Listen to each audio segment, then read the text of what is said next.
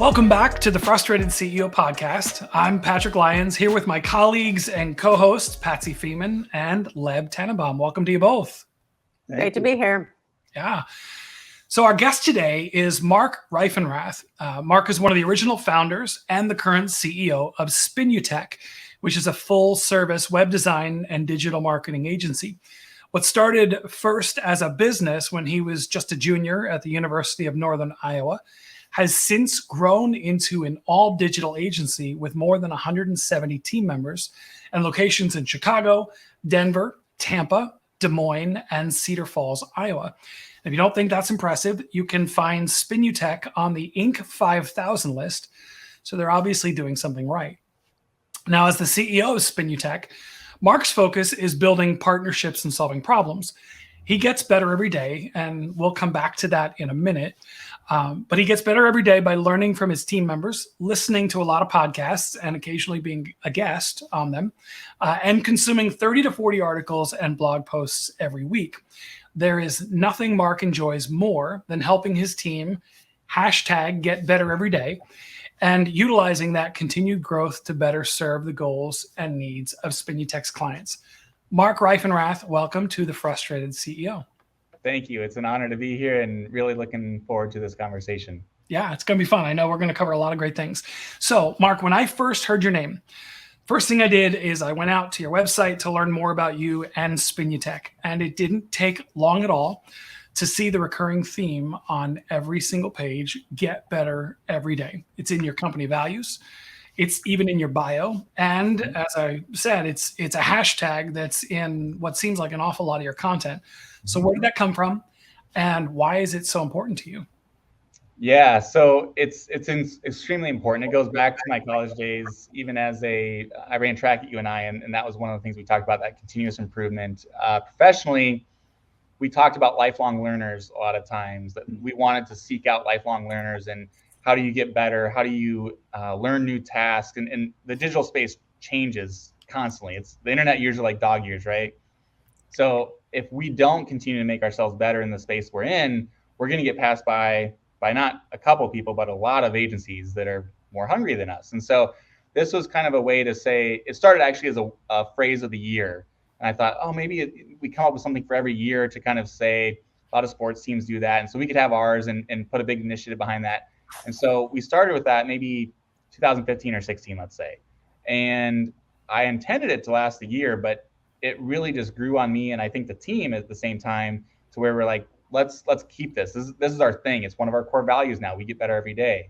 And so it's just evolved into a big piece of everything we do. We have an ongoing training program for internally we call GB24, Get Better 24. It's the 24 non-billable hours a month that the team has. And so it's that dedicated time. And so it's really just, beating that drum constantly of where we're hanging our hat on how we think as an organization we want to act and grow and think.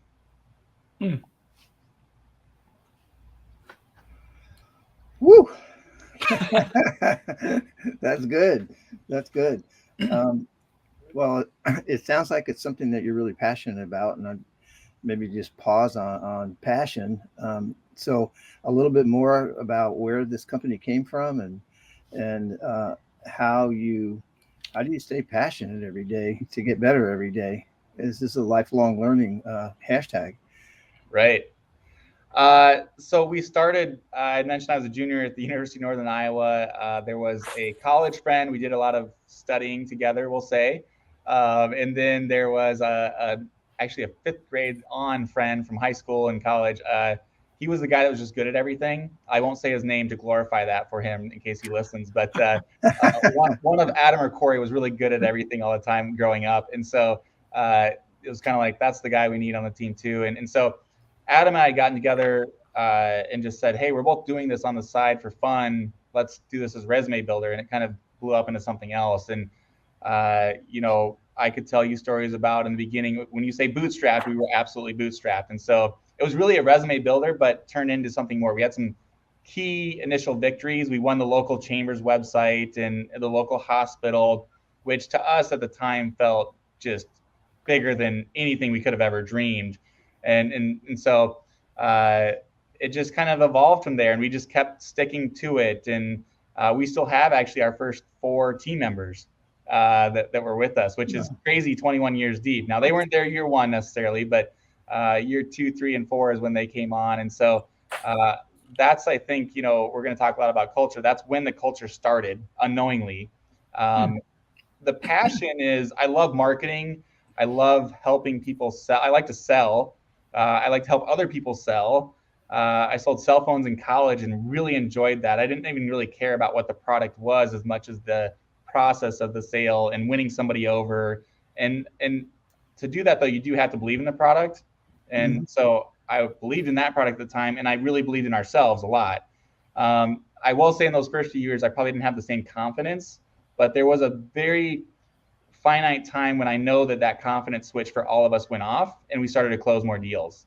And the only thing that changed, it wasn't what we were saying, it was how we were saying it. And so that was that internal confidence that we had in what we were doing. And so you fast forward, we evolved into a full service digital agency, obviously expanded in locations and team. And my passion has probably changed. I wouldn't say changed. I'm still passionate about marketing and digital marketing and all things internet, but I'm even more passionate about the team behind it and growing those individuals. I love to look at it, the org chart, I look at it as I'm on the bottom looking up. I serve everybody on the team. I work for them, they don't work for me mentality. And so I'm really enjoy pushing somebody to get better than even they thought they could be. So a good phrase is, how do you help Leb become the best version of Leb? And we're always chasing that, but what are you doing to actually get there and make that happen? And so that's where I think a lot of people struggle, is they don't disagree that they want that, but it's hard to put a plan together to actually make that happen. And so when you see that happen, you get the young kid right out of college and they have the ambition and you can see that potential, and to watch it actually happen. We've got several of those stories, and I may have had very little to do with it except for identifying that we thought they were a good potential team member. But watching that explosion and excitement, and then the passion turn and grow and grow and grow, it's a really fun and special process to be involved in, big or small. And so that's where my passion lies now, is just helping people achieve things greater than they maybe thought they could on their own. So it's interesting. You said we were like 1, 2, 3, 4 people, and then you did this. You said fast forward, 170 people and 5 locations. Like there was more. That was a lot of fast forwarding. At what point was there a point along the way where you woke up and went, "Wow, I'm the CEO. Like this is bigger than I thought it was going to be," or like talk about imposter syndrome, or how did you grow into from individual contributors selling phones? Not that that's what you're doing here, but right. And suddenly I'm the boss. What's that process like? So, I mean, I would still describe myself as the 150-pound dog that still thinks they're a puppy that weighs 30 pounds. Like, I don't know that I've grown into my puppy skin yet. I mean, I think to be an effective CEO, that's an evolution that has to happen every single day. I mean, I tell our team, this is the first day I've ever run a company of this size in revenue and people. Like, that's a very true statement. And so I think owning that means that you can also own your mistakes and not be afraid to fail. But when did I realize it? I don't know that I have. If you were to ask me, did I think we were going to get here? No, honestly, no. I mean, sure, the maybe more arrogant, 22-year-old would have said, of course we can, if I was asked that question. But the reality would have probably chased it a little bit of been like, man, I don't know that I really can do that. And so I feel very fortunate to be the position I am, but I also feel a great responsibility, and that I need to be a good steward of the business to make sure that while this has happened, it's not just me, it's every single person, past and present, that helped got us here, and including the clients. There's been so many great clients that have believed in us when they shouldn't have. And that's as recent as 5-6 years ago. You sometimes win games that you shouldn't, and we won a lot of games that we shouldn't. But when we won those, we use that to say, no, we should be here now, and we deserve that. We may have had that upset win, but now we deserve to be there, and we've learned from those situations. So I think that's the same for me. You learn from your failures. We had a lot of failures in the beginning, made the wrong decision. I didn't trust my gut all the time. Patsy, we were talking about this a little bit, but yes. I trust my gut a lot more now. it's oftentimes not wrong. Sometimes you want to disagree with it. The biggest lies we tell are the lies we tell ourselves. And I think the moment you realize that, you can start to rationalize with yourself maybe differently and say, all right, are you telling yourself a lie? What's convenient? What's easier? Or are you going to actually tackle the truth, which is way harder, probably more awkward to have those tough conversations and help that person burst through? Telling people what they want to hear is easy, right? When you're winning, life is easy. When things go wrong, though, that's the biggest opportunity to grow. Yep. Yeah. Wow. So you were talking earlier about a shift in your confidence that made a big shift in your organization. And the more I learn about you and your company, I see that you also have a unique ability to listen to what the customer needs, as opposed to just selling a product, which has a lot to do with confidence, but it's also connecting sincerely to what they need. Can you tell me a little bit about that? I think very early on, we never tried to sell something just to sell it. It was, you start with what's the problem? What's the business solution that we need to deliver on? So do you want more leads? Do you want a fancier website? Like, it wasn't just selling a website for a website's sake or just doing paid media for paid media's sake. Like, I always joke that we don't have Groupons. We're not doing a special this month on a certain tactic. It's, you come to us and say, here's the problem we want to solve. And then our team is going to come back with a bunch of different solutions to that, some of which would be probably go against the grain of what the client would ask for. And that does take confidence, because we had a situation, 10, 12 years ago when apps were really starting to take off. The CEO of the company wanted an app, and we were the last one at the party. Everybody else agreed and said, sure, we can do an app. And we said, you don't need an app, you need to do X, Y, and Z. And they're sitting there going, but we've talked to 5 other agencies. They didn't say that. Why are you guys saying that? And so you have to have a lot of confidence to say, and belief in your team and what you're, saying to do. Because if that fails, they're going to see, I told you so.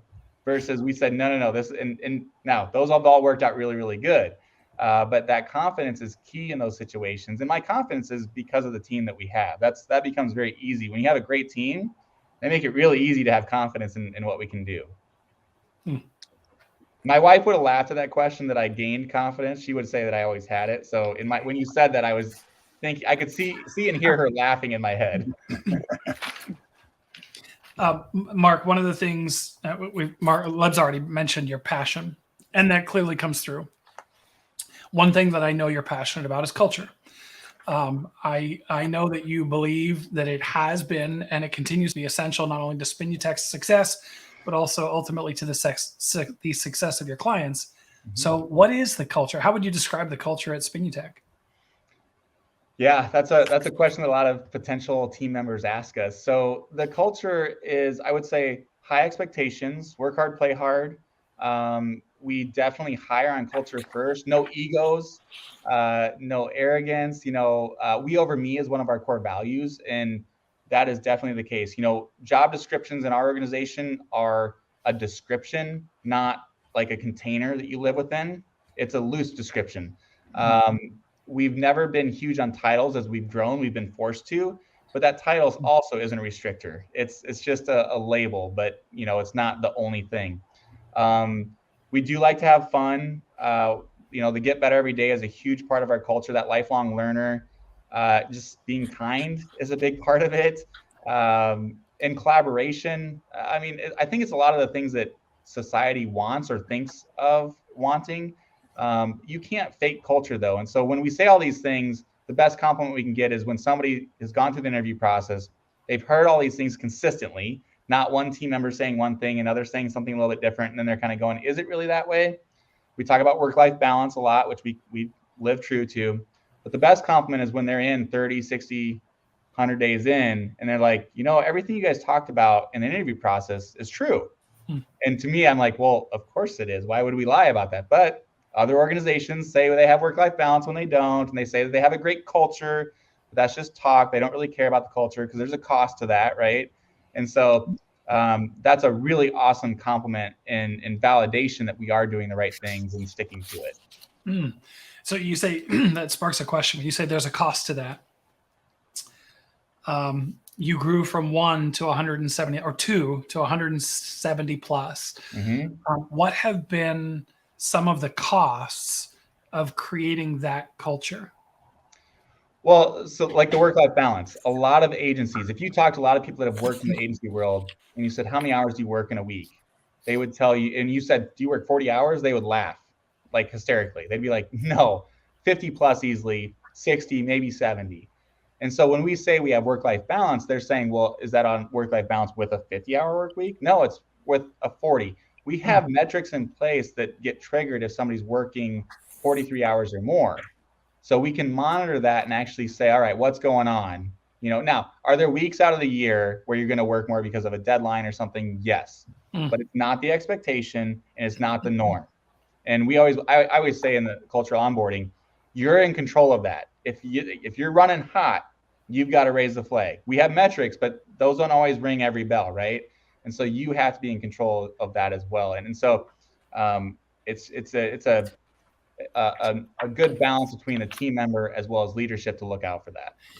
Where did you get the idea of creating metrics for tracking how successful you are at implementing your culture? And I ask that because almost every client we work with, almost every business, they've got their metrics, they've got their financial metrics, they've got their sales and customer metrics. But when it comes to culture, that's actually one of the challenges you hear is, well, how do you measure it?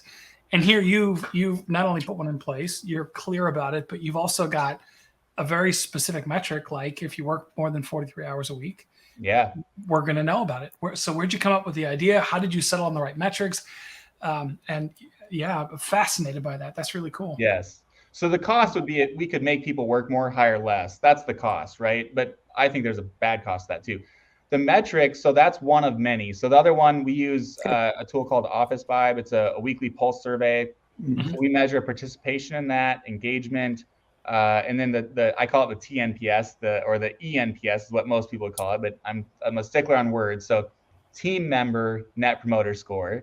And so we measure that as well. And there's different sections within that: health, wellness, a bunch of different stuff. And so we look at all those things. And so I like to say that we make decisions as a people first, team first company. Like we have to run that every decision through that filter. Is this the right client for the team and our people?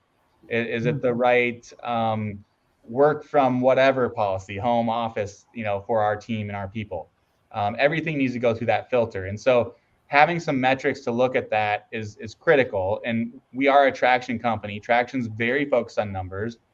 Traditionally, we haven't been maybe as strictly focused on the numbers. So there's a good balance there. Like we don't want to be only focused on the revenue side. I believe the revenue kind of self-solves if you take care of the people side of the equation. And if you've got a good balance and taking care of the people, they're going to take care of the clients. Revenue is going to kind of figure itself out, right? So I think it's important that the primary metrics we're focused on are very much about the team and their health. We do an allocation metric. So we only allocate 34 hours of billable time per week per strategist. Now, if you're managing people, that'll go down.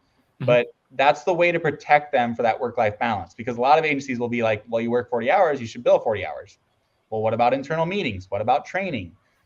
There's all kinds of things that go into that. And so now you're forcing that individual to work more than 40 hours unknowingly, maybe, or maybe intentionally.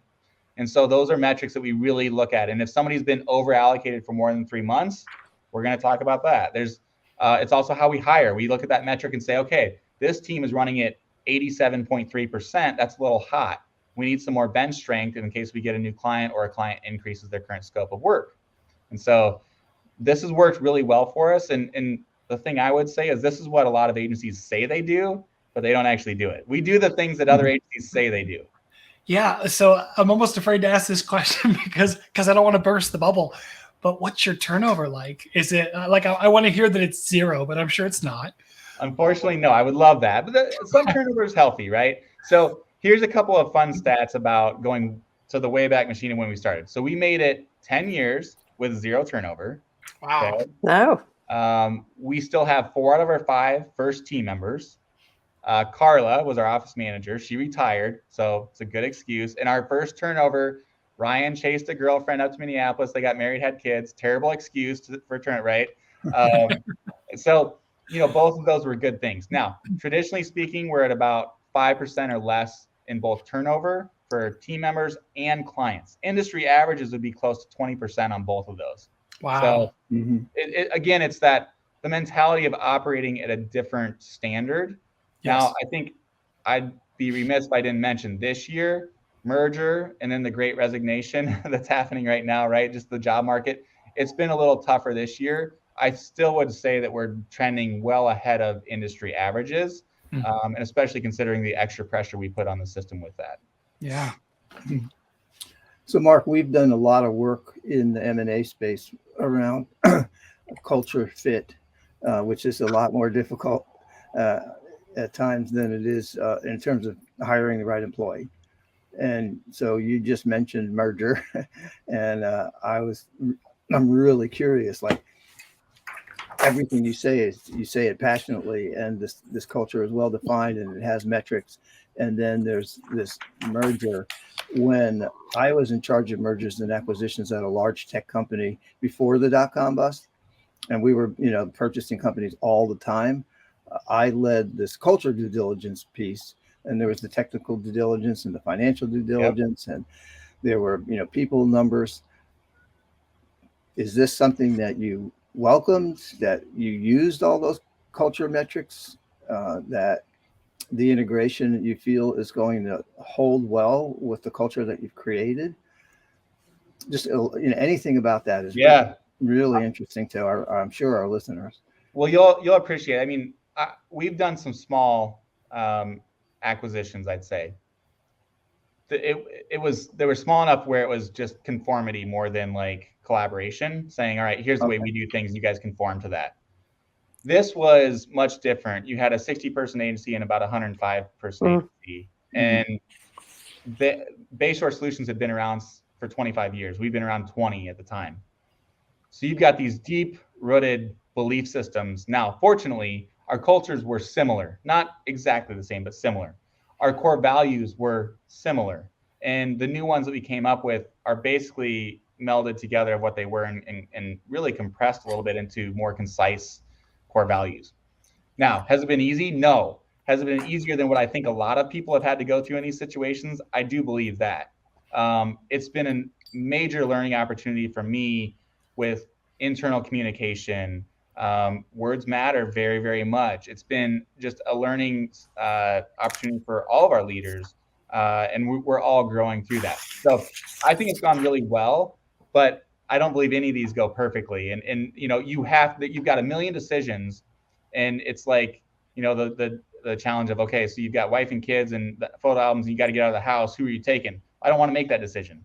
Well, you have to. You only get 3 out of the 5. What are you taking? And so that's the same thing with this. Is like, do you want to focus on the team and the integration, or do you want to focus on sales and just really shove it down everybody's throats? Do you want to focus on the culture or the new ERP that we're going to use? Like, there's all these really, and every one of them super important. So we chose to kind of slow down on the sales side, which is a bit of a sacrifice, but we felt like that was the best thing to do for the team's sanity, to bring that unity together, get them integrated, to re-kick off traction, get the org chart redone, the accountability chart redone, understand our strengths and maybe where some of our weaknesses were. So it's been a lot of hard work. I think the first 6 months, I felt like I was just really focused on the integration. And, then come early July, I was kind of like, I think I can get back to some of the stuff I used to do. And that was exciting. And you mix COVID in with all of this too. And that's an added component. We were meeting with some of our partners and we were meeting in person in Chicago, and he had been at a conference, and he said, this week feels like we're kind of going back to full contact.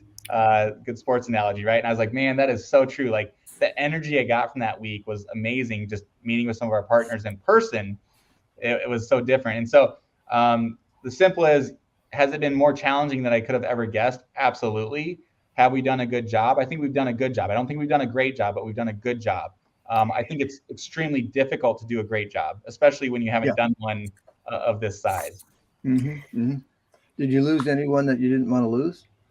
There's been a few, and those are tough, right? And there's a lot of different pressures with the timing of this, because you have a lot of people being very aggressive on the recruiting side. And so if somebody wants to make some more money right now, they can. Now, there's sacrifice to that too, right? There's always balances. And so I get it. I'm never going to hold anybody back. I'm going to be happy for them and cheer them on, become their biggest fan. And we knew going into that unfortunately that there would be some casualties. That's something you don't want, but I do see a bigger vision of where we can be as an organization that I think is greater. It's going to create some amazing opportunities for everybody on the team, whether that's additional leadership opportunities, the learning that can occur, the types of clients we're going to be able to attract is going to really push the team to get even better. The greatest advancements medically come at time of war. And, when do we have our wars? It's when you get those new clients and they're bigger and they're challenging you and you want to be frustrated, but at the end of it, you're like, man, they made us better. And we're going to have more of those opportunities for clients to push us and challenge us and make us better. And so, that's going to require stronger leadership, not just at the top level, but every single layer down, right? And so I think those opportunities for the team, that's something that I'm excited for them about, and for even potential hires to think about those opportunities that we're going to be able to provide for them. Right. I'm going to steal every time Leb asks this question, I think, what a great question. So I'm going to steal it. It's the mulligan question. If you could go back and redo that acquisition or that merger, what would you do differently? That's a really good question. I say that every time he asks it. Man. Yeah, I'm sure the leadership team would have some things. I felt like we tried to stay ahead of things as best we could. I told our leadership team before the merger, let's say mid-December, and then Kevin told his team, we gave them about 2 weeks to sit on it, because we knew when we unraveled to the whole team, if they were caught off guard, everybody coming to them asking questions, they wouldn't be able to answer them. Now, that was a risky move that could have backfired if the deal fell apart. Mm-hmm. But it really helped that moving forward. I guess, oh gosh, a mulligan. There's no obvious thing that's jumping out to me. Actually, I've got one. So our ERP, we are both on 2 different platforms. I took the rock to make that decision in Q1. I failed miserably. I should not have been the one to take it in the first place. We put it in the right person's hand. Kelly, give you the credit right now. Kelly and Betsy on our team really drove that, and now it's getting done. The unknown is, would we have been in the same spot even if they took that in Q1, just because of where we were at with everything? Because there was a lot of pride in the platform we were on, the platform that they were on, and so should we let one of those survive? We ended up choosing something completely new, but it's also what's best it was a long-term investment. I also don't know that we would have made that decision then, but I'd like to think if we would have done that sooner, we might have been farther along now, which would have helped alleviate a lot of problems that the integration is having just from a workflow perspective. But we're very close to the finish line on that one, so that's good. Congratulations. How about culture and clients? We've learned over the years that there are some clients, if I was asked the mulligan question, I might say I might not have accepted that work. So I will say that we've done a good job of firing culturally misaligned clients. Okay. And that is another costly thing to go through. Yeah. I think 2018, we fired at the time a very large one because they were just too demanding. The way that they talked to our team wasn't acceptable. It was, you work for us mentality. We're paying you. You need to do what I tell you to. That type of stuff. Yeah.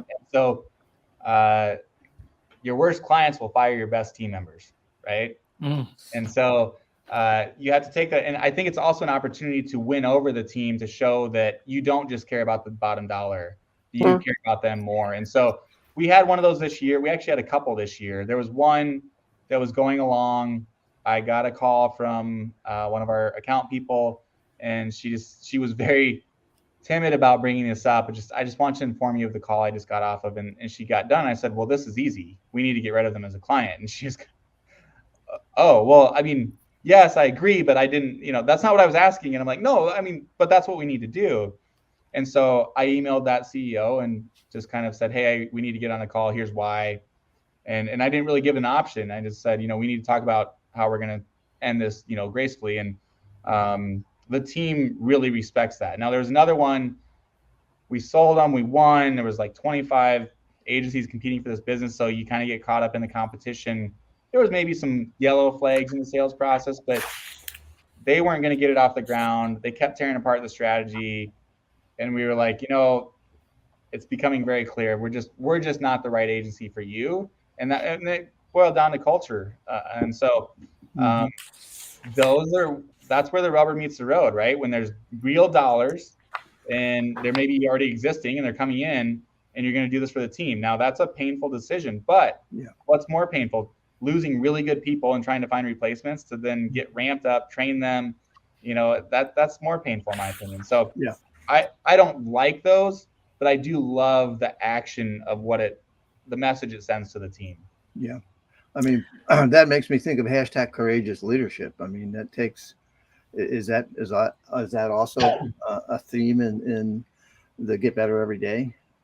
I've heard that one before. We don't necessarily say that. I do love it though. I think that, you do have to have those, I would call them the difficult conversations. Like you can't be afraid, and that's the courageous part, right? You can't be afraid. And I guess myself, this is maybe not the best way, but I'm just not worried about the dollars. I mean, I am, but that's not what the decision starts with, right? Wow. Like I said earlier, I think if you've got the right team, so the conversation, in my opinion, should go like this. Hey, we're going to let this client go. That's going to create a $30,000 a month gap. Anybody have any ideas where we're going to recoup that from? And I bet you when you did that for the team, are they going to be willing to go out and try to battle for that? Absolutely. And, spoken or unspoken, we've recovered whatever dollars we've fired, we've recovered in less than 90 days, I would say. Wow. That's great. That's really cool. And but it's such a bonding. That's like a team building exercise. Yes. Unscheduled though, right? Absolutely. Community and bonding that happens during those moments of like, all right, what are we going to do? It's the halftime. Like we're down. What are we going to do? How are we going to win this game? And everybody kind of bands together. And I just think that that's what creates a stronger team too. It's, again, I don't want to schedule those or force them, but it's a healthy outcome of an unfortunate situation. Well, and you mentioned earlier the importance of telling the truth. Living your culture is about telling the truth. This client isn't really a good cultural fit. We need to be truthful about what the financial impact is for our team. Yeah. And we all need to pull together. So one of our values is we do the right thing. And so you do the right thing even when nobody's looking, even when it's the hard thing to do. So listen, we're all human. There's human interaction here. There's humans pulling levers. We're going to make mistakes. And so one of the things I will talk with a new client about is how's this going to go down when we make a mistake? And my view on that is, why I say that is, one, I want to break bread with them so that they get to know who I am as a person, not just Mark trying to, sell what we're doing. But we're going to have difficult conversations. And what I want to get to is, all right, I get it. And we can be upset for a short amount of time. Just like after you lose, you can be upset for 24 hours and you got to move on, right? What lessons are you going to take from that? So my thing is, let's just say, why did it happen? How are you going to make sure it doesn't happen again? What are we going to learn from this? And so if we collaborate like that, then there's a victory out of that. And so sometimes you have to have those problems or those failures with a client to then go, okay, we understand how, and it's oftentimes not just them or just us. It's a little bit of both, right? There was a breakdown in communication somewhere. And so when we all step up to the table and say, how are we going to fix this? That's where the magic happens. And then 12 months later, you're like, man, we are way more effective. We're killing it, because the success has to come from both sides. We're only as good as what information our clients give us. And so when you bond like that, I think it's an opportunity to create better results as well. Mm-hmm. Well, it does remind me of another, in quotes I saw on your website, which let's work together. Yeah. But what you're talking about is that togetherness space where you're just addressing it right up front, Totally. You have to, if clients, so this would be one of the things when we're interviewing a client, I say interviewing, it's a sales process, but when we're interviewing them as well, is if we don't think they're going to be collaborative, then it's just not going to work. They have to be open. So, one of our rules is you give the client our professional opinion twice. If they disagree with it twice, we'll drop it. Now we're going to document it because they're going to probably want to do that later in time. And that's why we want to document it. But, you don't call your lawyer and be like, hey, I just got arrested for XYZ. I'm going to do XYZ. And the lawyer's like, yep, sounds good. No, they're going to be like, you call and say, here's what I just did. I messed up. What should I do? Right. So, Mark, you've talked about when we've kind of focused on the cultural aspects and some of the values. In terms of the metrics for client success, how do you know that you've knocked it out of the park? If, used that analogy, scored, the touchdown or whatever, won the game in the last minute. How do you know that? So I think this is critical to a successful partnership. If you don't have defined goals, then how does the client know we are or aren't winning, right? Mm-hmm. So it's very critical, and these are different for everybody. So we typically have a dashboard of agreed upon KPIs, success metrics for a client. Oftentimes they have annual goals, and we'll set those. And I tell you what, you want to see our team get fired up, you want to see me get fired up, it's when we meet and exceed those goals.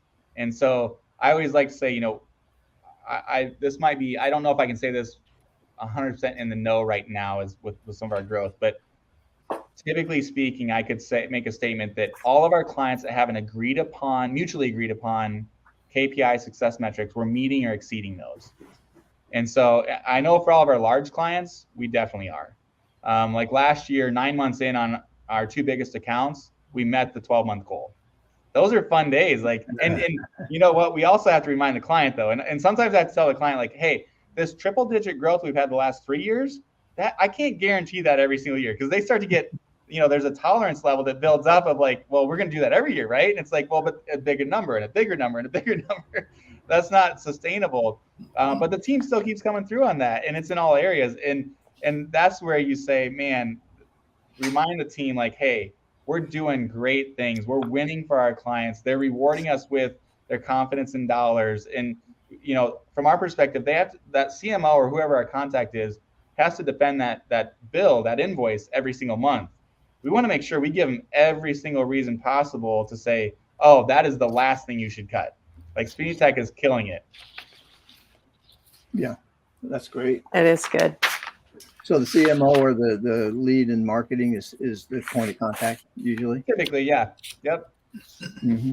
Mm-hmm. Mark, you mentioned a few times pandemic, this thing that every CEO has had to navigate through. And if I'm not mistaken, you did your merger during the pandemic, right?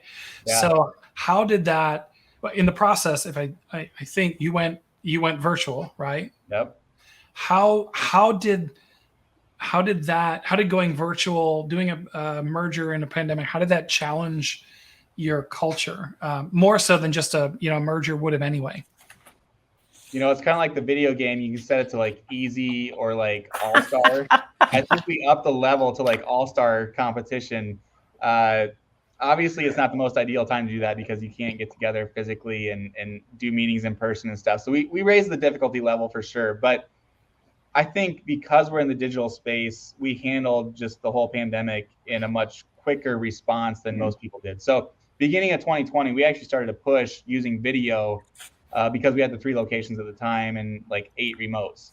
Well, hey, communication can be solved by doing video more. And so we started to use Google Meet and everything. And we thought, oh, we're really cool doing all these video meetings. And then the pandemic happens and you go from Thursday of like, let's send an email out to people about be safe, and then by Sunday night, it's don't come in. We're going fully remote on Tuesday or Monday or whatever. And really didn't have any hiccups with that. And then you put the merger into that. Kevin and I got together in person a few times, but that felt weird traveling during that. It was different, right? So it definitely was harder. But again, I think the team stepped up to the occasion. There's no playbook for any of this. Like there's no old timer that you can go to and say, hey, how did you guys in 19 whatever handle this? Like that doesn't exist. And so my challenge to our team, our leadership team, and our whole team is let's set the bar. How can we be the leaders in how we're responding to this? And are we perfect at it? By no means. And it's a strain on the culture, but we flipped it and started to look at it differently. And I think we're doing a lot of good things, but I'm always curious about what other companies are doing, to keep the team engaged.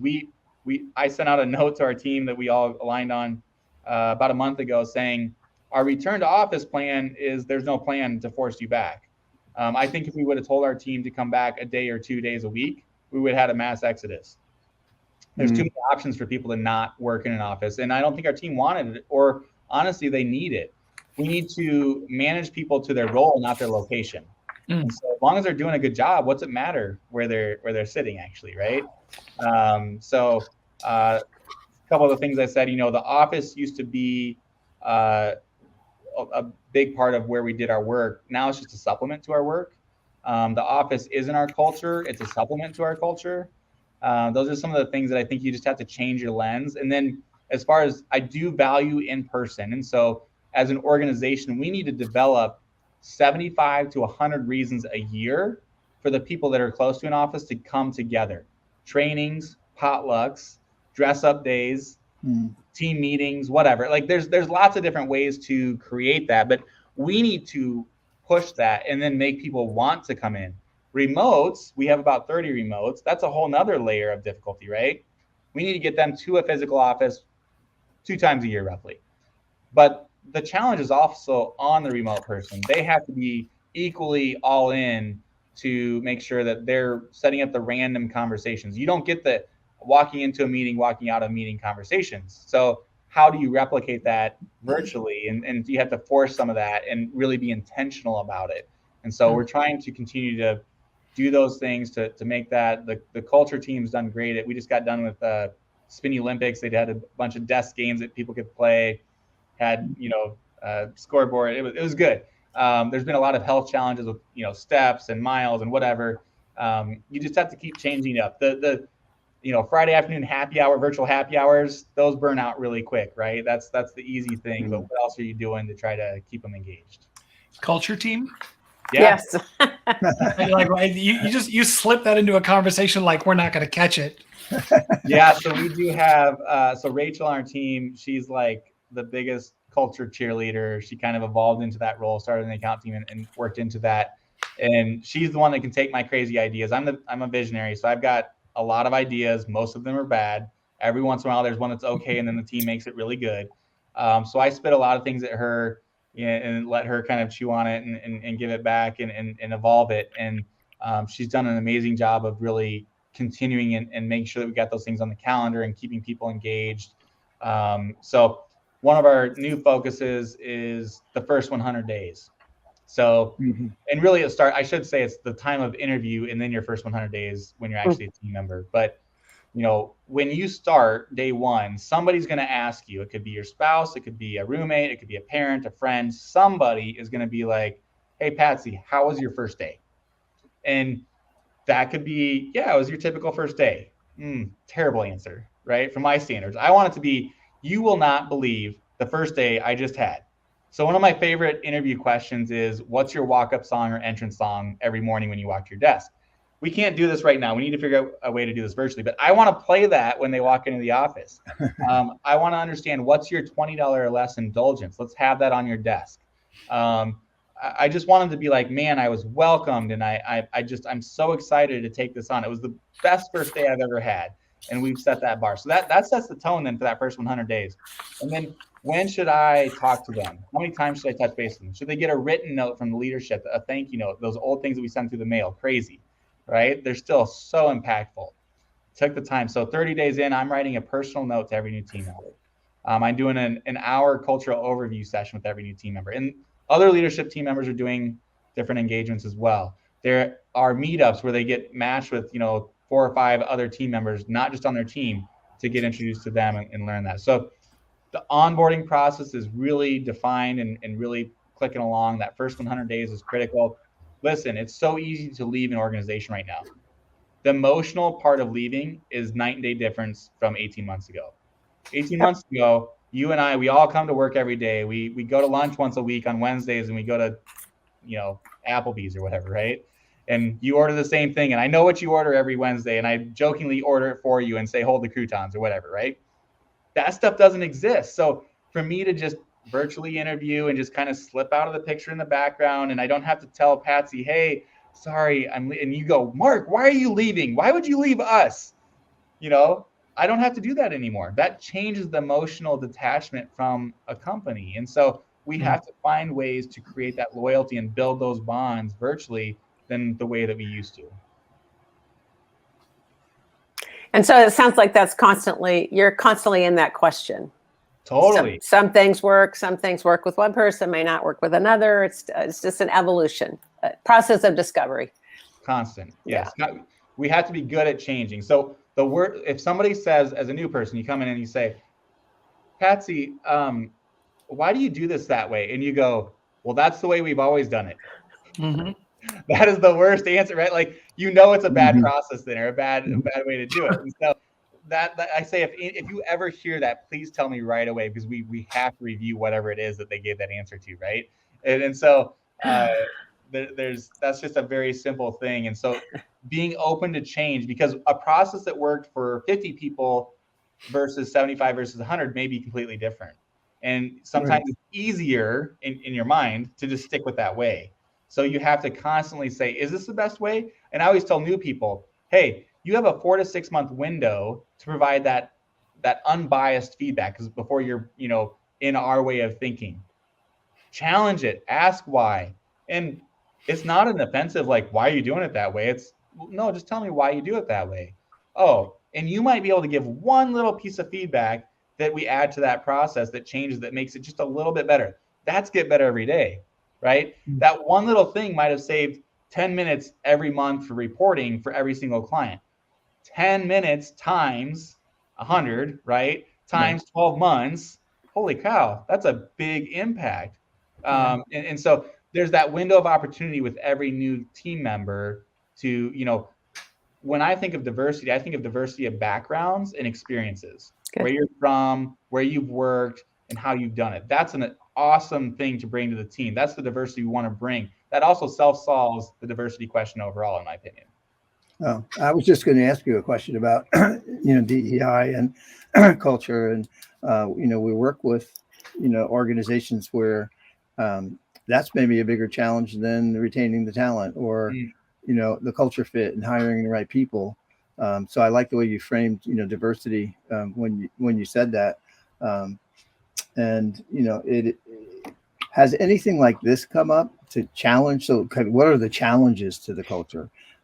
We worked with an organization, we were 4 years in, and the politics of the day and the notion of guns tore that culture apart for a little while. And it took a tremendous amount of work, very intentional, listening to things you didn't want to listen to bring that culture back together to a place that I think they deserved and they had previously worked so hard for. Any challenges to your culture that you have anticipated or that you see might be coming in the future as you continue to grow? These are slippery questions, right? And they're hard. Again, we're all listening and learning and evolving our viewpoints on this. And that I've landed on that.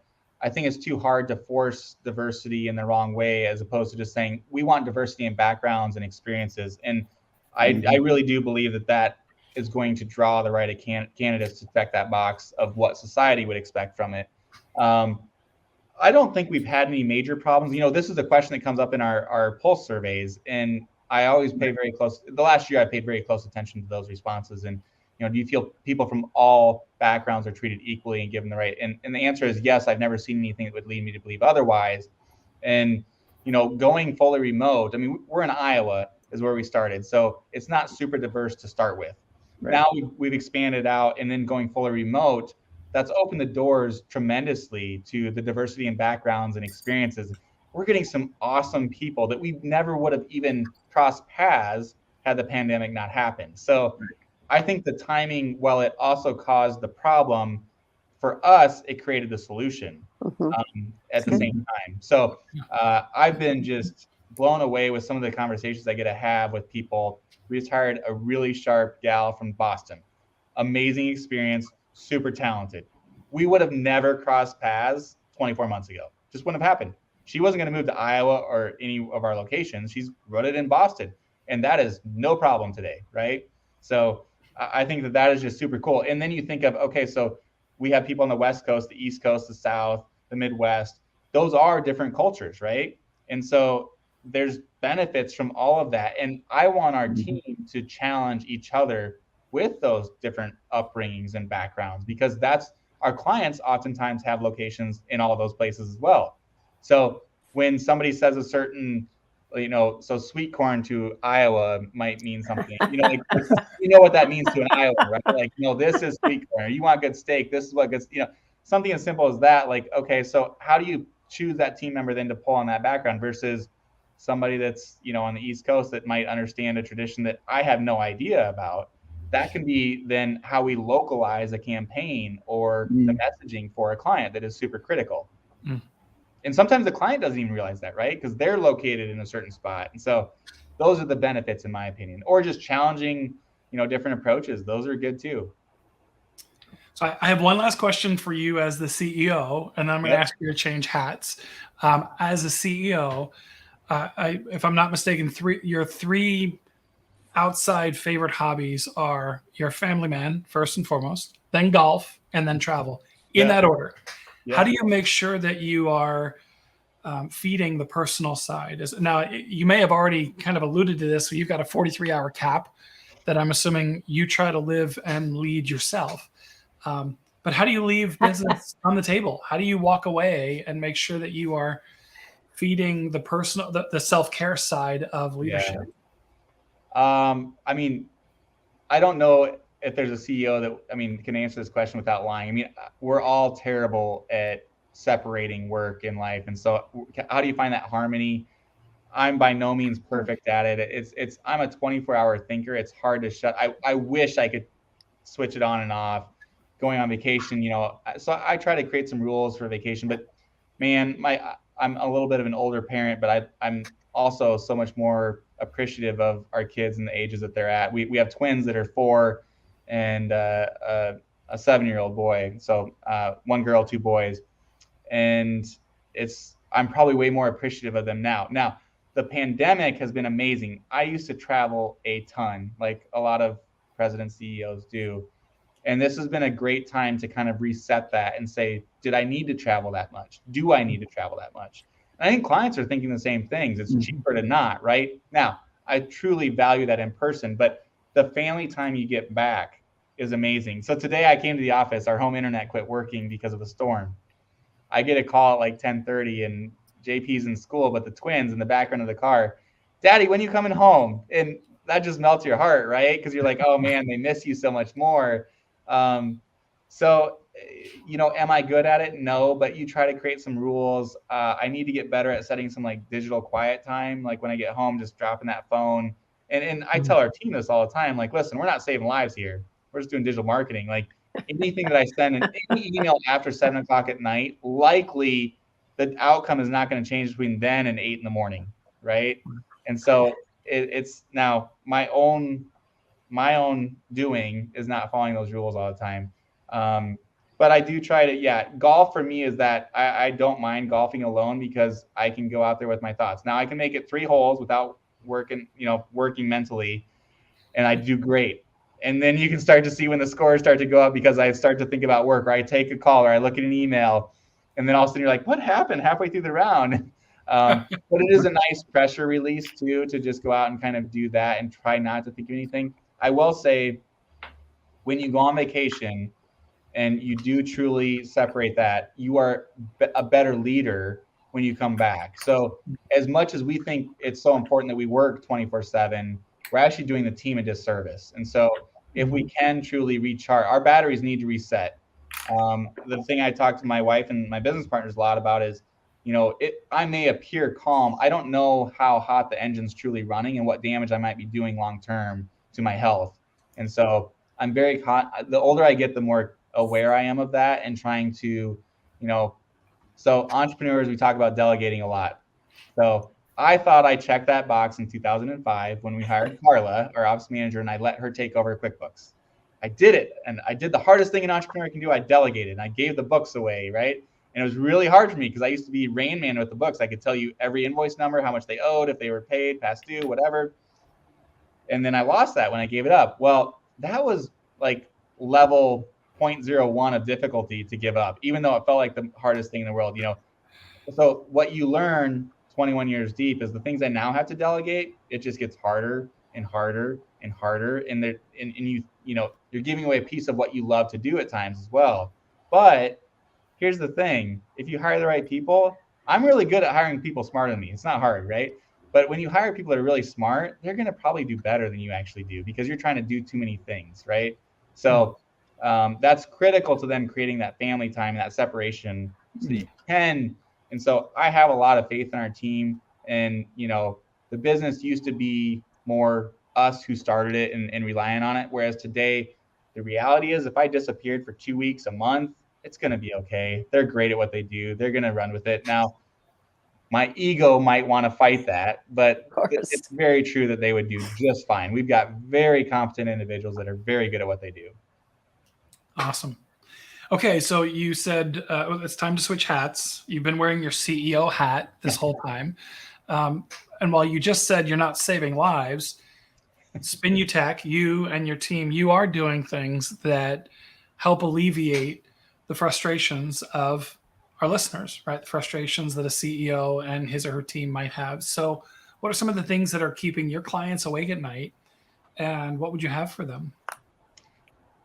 Ask yourselves this question, define digital marketing. That's a hard thing to define. And then define successful digital marketing. That's a really hard thing to define. And so I think there's a lot of, a little bit of snake oil in our industry. There's a little bit of big talk, not a lot of results.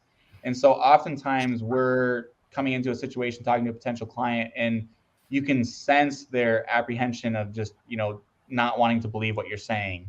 And so that's where just letting the team, discuss it. So, and they're saying that because they're potentially spending millions of dollars, and, that's scary. What am I going to get for that?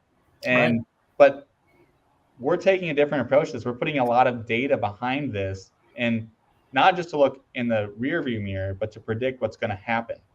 And so solving that problem for a CMO, a CEO is a little bit, it feels unnatural right now because they're not used to thinking that way.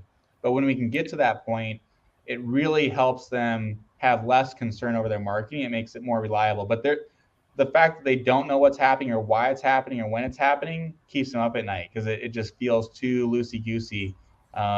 So from a marketing perspective, that's definitely an area that could be keeping them up at night or creating frustration. Yeah. Mm-hmm. Mm-hmm. Do you have give us a big win, like a success story that you can share? So a big win, man. Like you want to go way back or like recent? Yeah, you get to pick for Let's go way back because these are more meaningful to me. They were so small, but I was literally still in college, and the local economic development organization contacted us because we had joined the chamber, and so we got to sit at a table with them. And what they were trying to do was to get a target distribution center to come to Cedar Falls, Iowa. And they were very cryptic in the meetings and everything. And it was like $4,500 for this website. And we won though. We won them over. Target came here, and the website was from the Target corporate team was a big part of that, of why they chose, because they only got like 3 hours on the ground here to do a community tour. And we built this virtual tour basically that gave them all these details about the community and everything. And, we thought it was such a big deal. And that was one of those confidence builders. So one, we won over the client, but two, then it was successful. And that parlays into other things. So it was so small financially, but what it did for us of validating what we thought we could do was huge. Now, there's some awesome stories that we've gotten bigger of winning. I mean, every big client we've won, it's been hand-to-hand combat in the trenches. And when you win those and the whole team's been part of it, there's something special about that. I'm a little goofy. So when we won one a little over 2 years ago, and Snapchat filters were really big at the time. So I sent out a 2-minute message in a Snapchat filter with the beard and the big hair and telling the team how great we did and we won and, blah, blah, blah.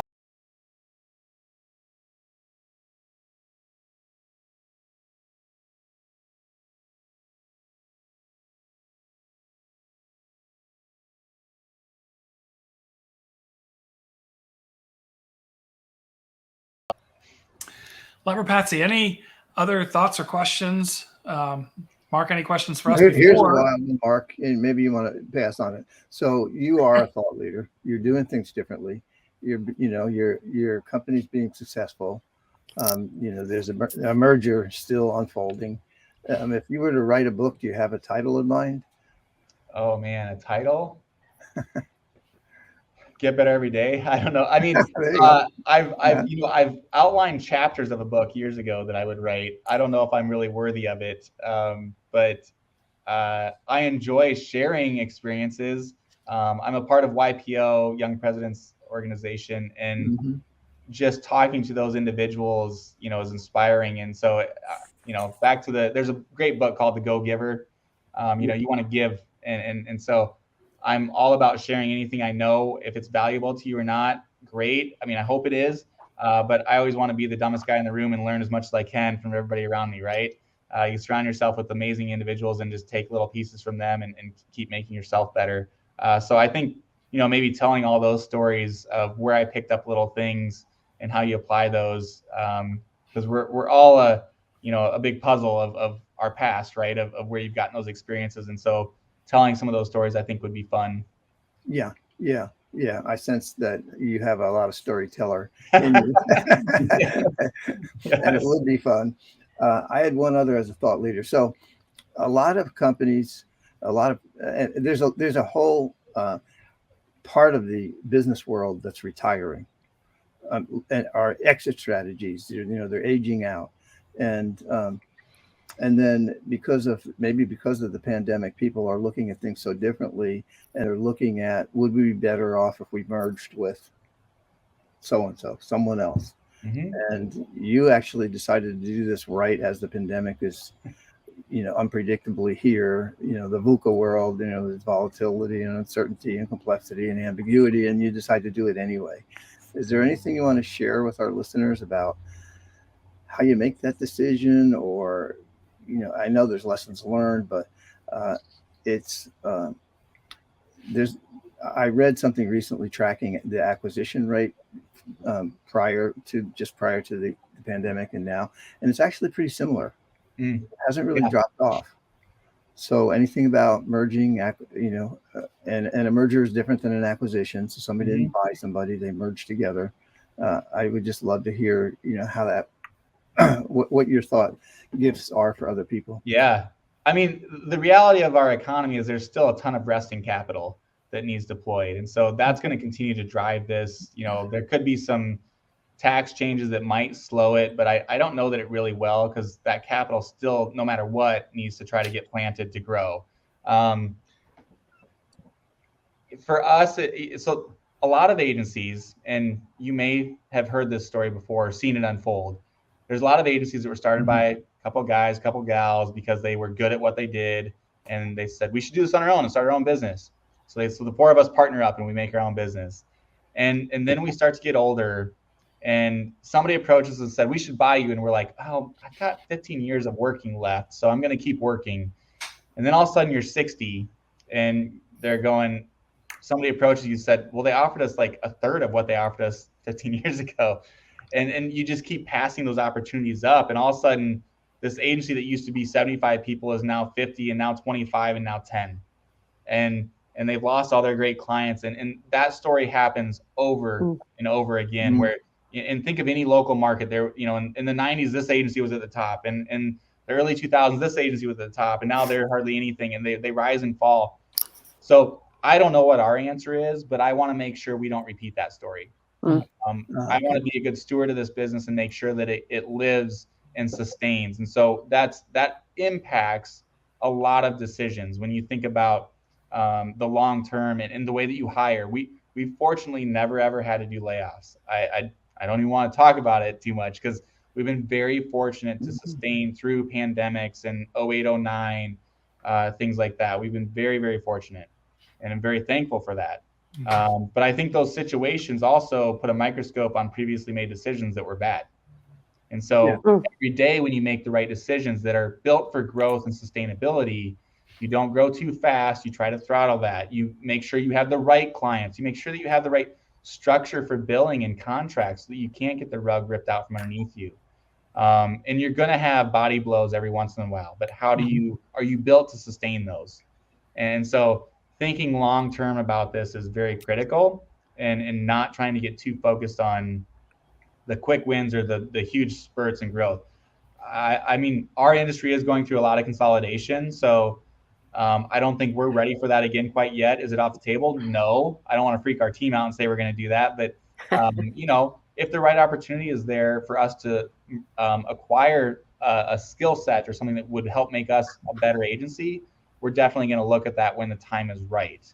And I think this just goes back to the new business world. It's changing and evolving, right? We're all kind of figuring this out. And so mergers and acquisitions is an interesting topic. And we want to make sure that we're positioning to put the best product or service in front of our clients.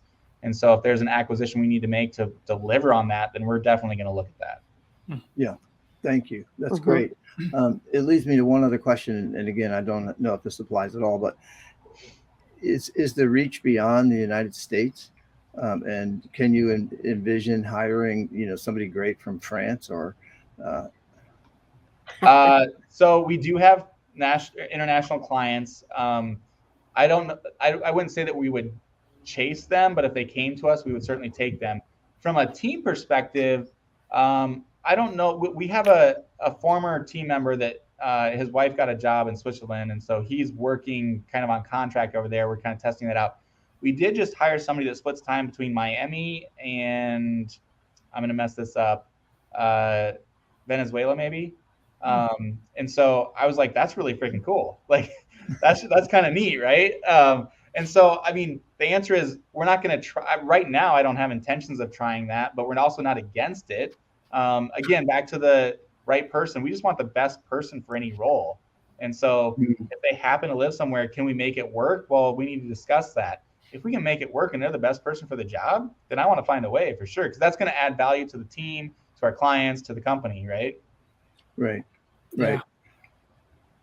So the last thing that maybe you can also talk about for our clients, you're speaking beliefs, right? Like you just spoke this belief that I want to hire the best person for any role, and that may stretch my boundaries quite a bit, right? They're maybe slightly different than core values, but if you could talk about, and some of the work we do around culture is helping people identify which beliefs that are working for them, and which beliefs that worked for a while, and they actually are holding them back in some way. Totally. Because I think you're onto that. Yeah, I mean, I think that you can't abandon who you are, and so translating this politically, I'm always cautious to say anything about any political thing because I'm forcing the team to make a decision then, or forcing a client to make a decision then. And so beliefs, you have to make sure what beliefs you're going to dig your heels in on versus what you're not. And so the one I use, I think, is perfectly fine because one, we always want to hire the absolute best person for the job. What challenges that belief then is, well, but are you okay with them being in France or Germany or Venezuela or whatever? And it has to make sense for the business too. If they're in France, there's a time difference in a big way. And so can they be effective with our team, and can our team be effective with that? That's already a challenge with Tampa versus California. And so that's only 3 hours there. Yeah. So just thinking through those things and trying to, can it work? But I think, at the end of the day, we're a business. And so you say, well, what's the best thing? What can make us the best at what we do? And you have to be open to that. And it's easy to look at it now, but pre-pandemic, some of the decisions we made weren't best for the decision, but it was under the context of what we thought was. And so I've loved I haven't loved the last 18 months in totality, but some of the changes in the belief system have been really, really good for us. And some companies are still stuck on, and agencies are stuck on, no, we have to be back to the office. Yeah. Okay. Or we're not going to hire remote people. If we're going to hire you, you have to move to one of our locations within 12 months. Well, you're eliminating a big piece of the potential audience that could come to work for you now. And so I think you have to challenge, and again, diversity in backgrounds and experiences and beliefs. Like, that's a good thing. Give me perspective, challenge me, and let's talk about that. And I reserve the right to change my opinion and thoughts on that every single day, right? We're not going to go back to the office today, but in 3 years, something might have changed to where we're like, well, that makes total sense where we have to do that now. And that's what we'll do, because that's what's best for the team and our clients and everything there. Yeah. That's great. Thank you. That is great. Yeah. Okay. So I'm just making a note. Mark, our listeners know, and you know this, we end every episode with something we call Let's Get Practical. And it's born out of, actually, I think it was born out of a presentation Lev did a couple of years ago. But the idea being, if nothing changes, nothing changes. So it's great. First, I just want to thank you already, and I'll thank, we'll do so at the end, but you've been great. A lot of really cool insights, great stories. And so if somebody's listening, okay, cool things, but if nothing happens from it, if I just listen and it's engaging and entertaining and fun, but I don't do anything with it, then what value really have we added? So out of that comes, let's get practical. We like to think of it as things that a CEO can do tomorrow, or can begin to do tomorrow, to start making a difference in her or his organization. So I'll toss it to you, just based on our conversation today, or anything maybe that we didn't cover that you can think about. What can a CEO begin to do tomorrow to start making inroads in the areas that we've talked about today? I would challenge everybody that's in leadership is, what are you doing to invest in your team? So are you setting aside time? Because trust me, there's tons of things that are pulling at our time, but the better you make your team, the better the whole team is. And so, that's an easy thing that I think gets overlooked. And so I would just challenge people to say, the question to ask is, what are you doing on a daily, weekly basis to invest in your team? That's great. Patsy, what do you have? What do you want to add? I would add that it's important, I would say, and imperative to celebrate both the small and the big wins. Mm-hmm. Mhm. And I loved one of the things you just recently said, Mark, that you actually pride yourself on being the dumbest person in the room, because it gives you the opportunity to always being in a learning mode, which is where we started this conversation about the importance of being a lifelong learner. So I may have a few more to add, but I'll add those two at the moment. I don't know if I'm happy you wrote that one down or not. That's a good one, though. I like it. I liked it too. Lev, what do you have? I have a few. Some just got mentioned. I just the use of a lot of data and still trusting your gut. They're both important. So I took note of that. Don't want to rise fast and fall hard. There's a lot of shooting stars, and while they're exciting in the sky, I don't want to be one in my business. So I got that. I just, love the notion of being a long-term thinker. It's strategy certainly fits into that, but I think I heard you say that. And hire the best person for any role and make sure it's best for the business. All right, well, buckle up. I have a few. I was writing furiously, Mark.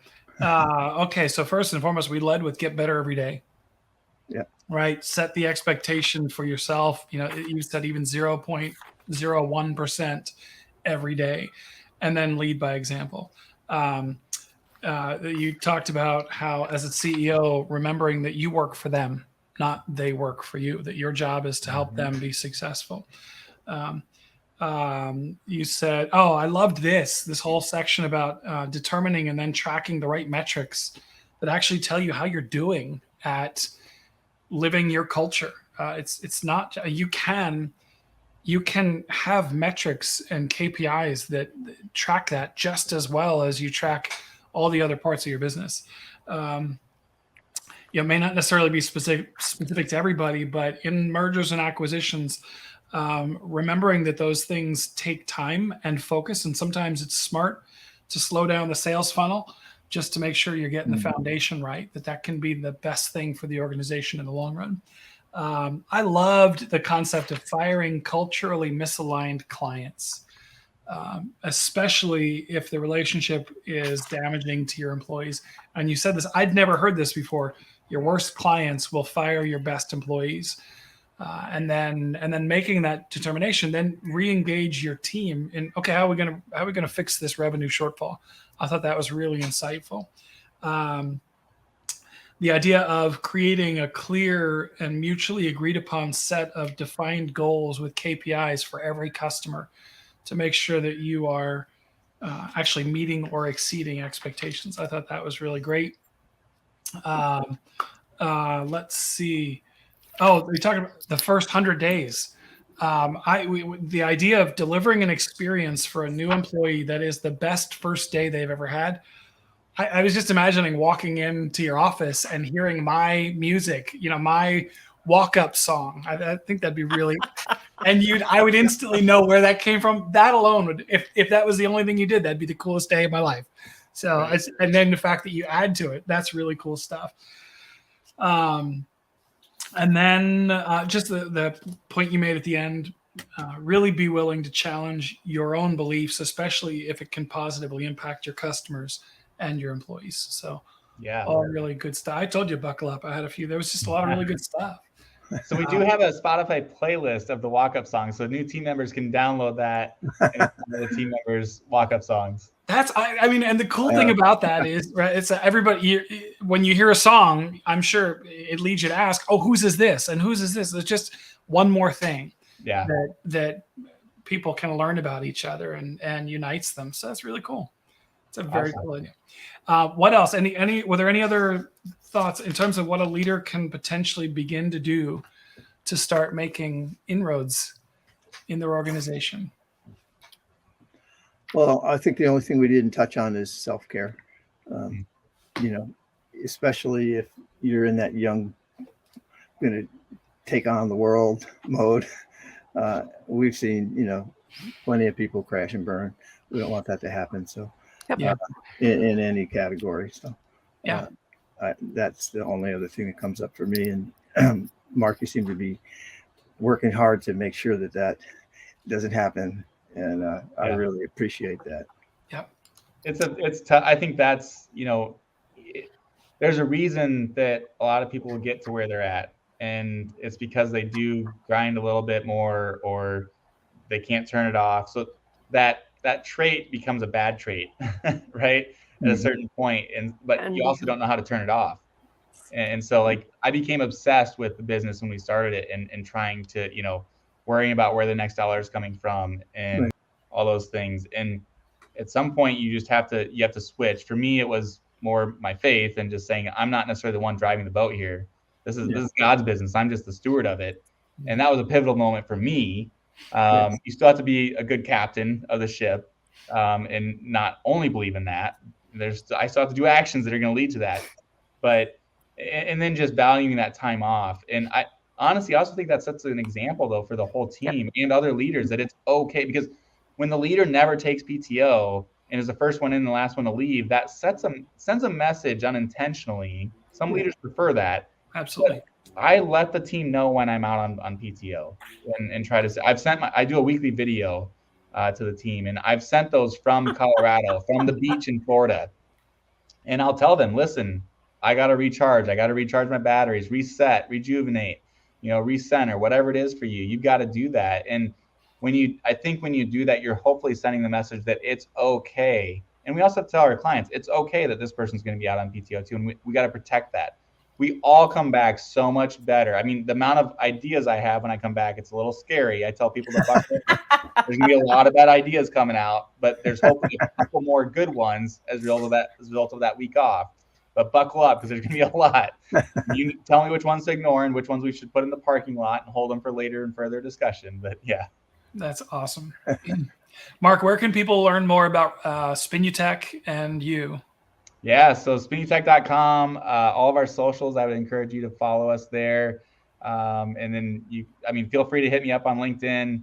I'm always open to conversations. Again, I just love meeting new people and having debates and discussions about whether it's return to office or culture. I love, obviously. So any of those topics, I'm very open and love to connect on those. And if I can share one little piece of wisdom, that's great. And I hope to get something back in return for it, and learn and challenge myself as well. Excellent.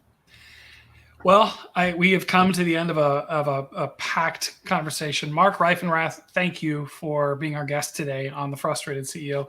Thank you, Leb. Appreciate your insights as always. Yes. Thank you, Patrick. Thank you, Mark. Yeah. Yes. And thank you, Patsy Feeman. Absolutely. It's great to have you both. I appreciate your insights. And you, listener, don't forget, this is the end of this episode, but you can head over to thefrustratedceo.com to download each and every episode, this one, as well as the Let's Get Practical from every one of our episodes. You can find our show anywhere podcasts are sold. Sound like to say it. And we do appreciate any like or share or any comments you may have for how an episode is or for future topics. Let us know. That's it. And we will see you next time. Thanks so much. Thank you so much.